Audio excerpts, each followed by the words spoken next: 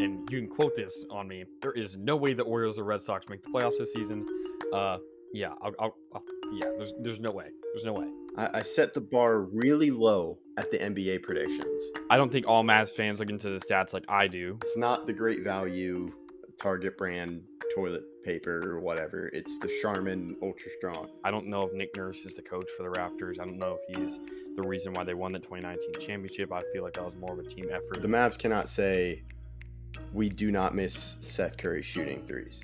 This questions the firing of Dwayne Casey, who I think is a very underrated coach. To me, the Capitals really pushed all their chips for this season. Hello, I'm Mike Grimes, and you've been listening to Outsiders Opinions with Kevin and Austin. What's up, y'all? Welcome to our NHL Opinions of the Week. No big trades have happened, so we're still on schedule doing our top 10s.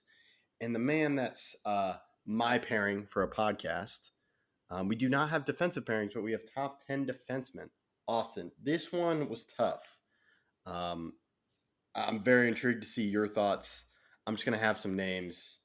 And what are your thoughts on before we get into this? This is tough. There's a lot of very talented defensemen, and I try not to be biased, and I tried to factor in playoffs, and I had to factor in experience, and I like my list. I do think some people will be mad, but I mean there is so much talent in this upper echelon of defensemen that I do think there's a lot of room for movement. Yeah, I could totally see this changing, and like I am not really good at analyzing defensemen yet. But these guys, like if I had these top 10, I'm very happy. And I will give I have one of these top 10 defensemen, but on my team, there are just other guys. But overall, these guys all have great. It's very hard for me to differentiate them. Yeah, as a former defenseman who played defenseman for 10 plus years, I mean, I definitely have a better eye at it. But at the same time, the difference between an Erik Karlsson and Jacob Slavin, two guys that I will have on my list and we'll get to eventually, where one is very, very defensive and one is very, very offensive, it does make it very difficult to determine who is better and who impacts the game more and who should be higher on a type of list like this. Yeah, I don't believe I have Jacob Slavin on this list. So we'll get to it, but who's your 10? My 10 is Dougie Hamilton. I really like him on the Hurricanes. And I feel he's more offensive as he was, he was second in goals to Karlsson. He has 52 assists, but compared to the other guys, it's not as much. But yeah, also high in points. So he's very much offensive defenseman. But overall, I think Dougie Hamilton's on the depth. I bet. Not. Yeah, he used to play for the. Okay. Yeah. But overall, I really like his game, and I like that offensive side of a defenseman. Yeah, Hamilton did not make my list. My number 10 is Quinn Hughes out of the Canucks. He had a little bit more points than Dougie, but a lot less goals. He had 76 points, 9 goals. I believe, or was it 7? 7 goals. But he is a very good two-way defender. And what really impacts this for me as well is he was on a bad team this year, but still had a plus-minus of plus 15. So he was still contributing positively, even though the Vancouver Canucks really did struggle this past season. He's young, he's talented, he's quick, and he's my number 10. All right. He's actually my number 9. Quinn Hughes, like all you were saying, I believe he just got named captain. Yes. Okay. That's why I recognized his name. I was like, I believe I sent Austin a tweet about this. Overall, what you're saying, he's very young. I think he's a young guy, and I'm very excited to see how he goes. But yeah, he was second in points. It was a vast difference, but that was because Karlsson was insane. So yeah, that's my 9. Yeah, my number 9 is Jacob Slavin, the guy you don't have him on your list, but he only had 27 points last year. But like I mentioned before, his impact on the defensive side of the puck is remarkable. He impacts the game so much more than what is shown with points or assists or goals.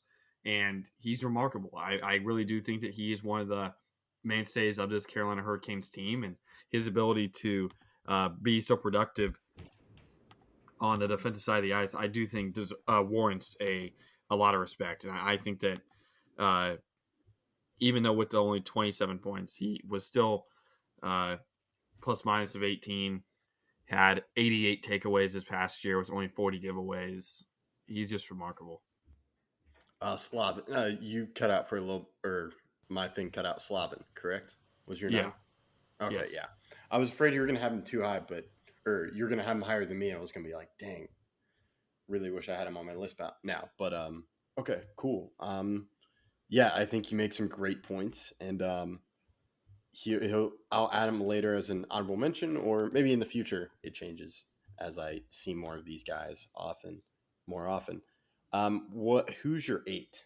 My 8's we're going to my team, Charlie McAvoy. He's remarkable. He's a big reason why the Bruins were so good this past season, but he has so much talent around him. It's really hard for him to at times it's hard for him to rise above everybody, especially last year because everyone was playing so well, so seamless.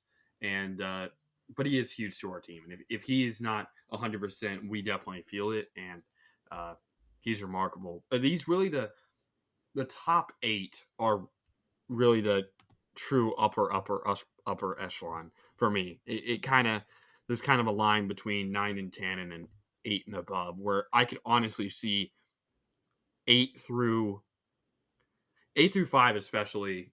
I could see anybody in any order because they are so talented. Yeah. I'm just a little bit higher. My 8 is Josh Morrissey for the Winnipeg Jets. Really top in the offensive. He's actually tied with Quinn Hughes, but I also feel he's been there more, and he's just a great defenseman because that's what the Jets really relied on this past year. So yeah, that's my 8. I'll just go into my 7 is Charlie McAvoy for all the reasons you said. My number 7 is Rasmus Dahlin. Dahlin is a very talented defenseman for the Sabres. He was 8th in North voting last year, and he's coming into his own. 73 points, 15 goals, 58 assists, plus minus of 12.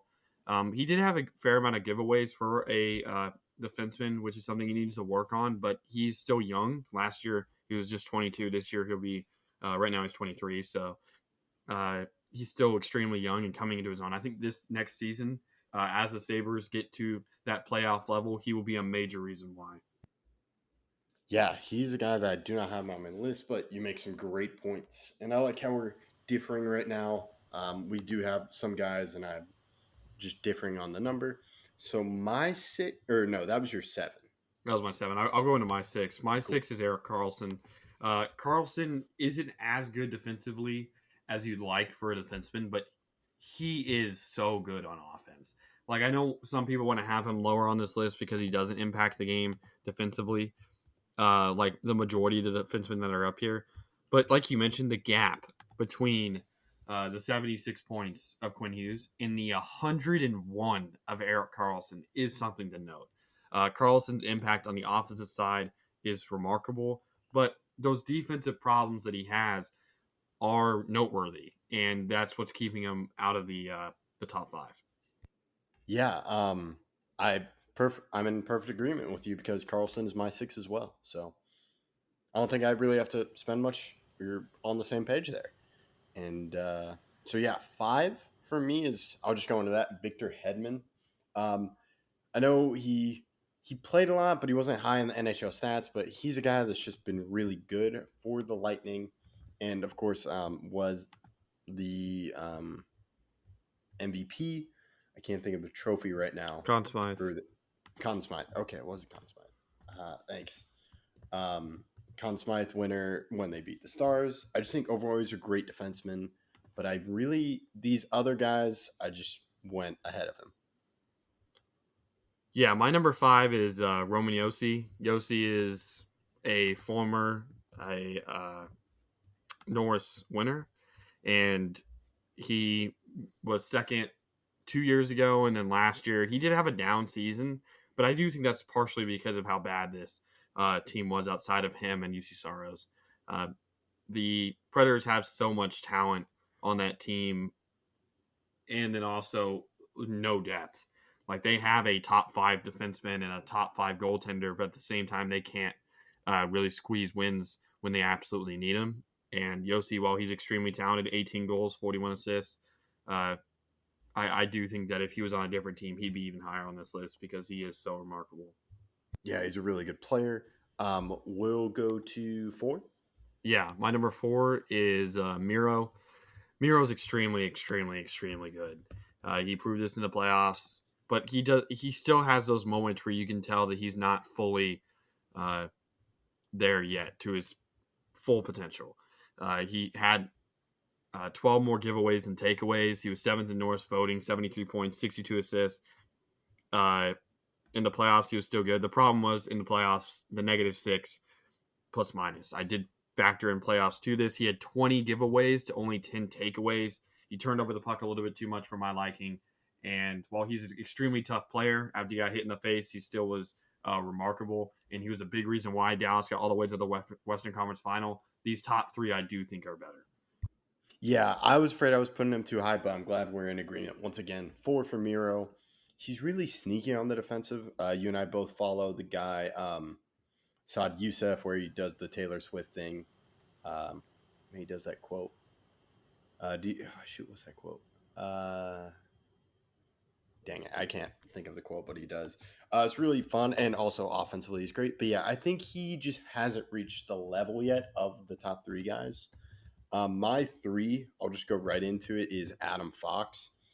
He was incredible this year and really solid defenseman, and I just prefer him over Miro. Or just Miro didn't prove enough to me to be over Adam Fox. The Taylor Swift quote is so casually cruel in the name of being honest.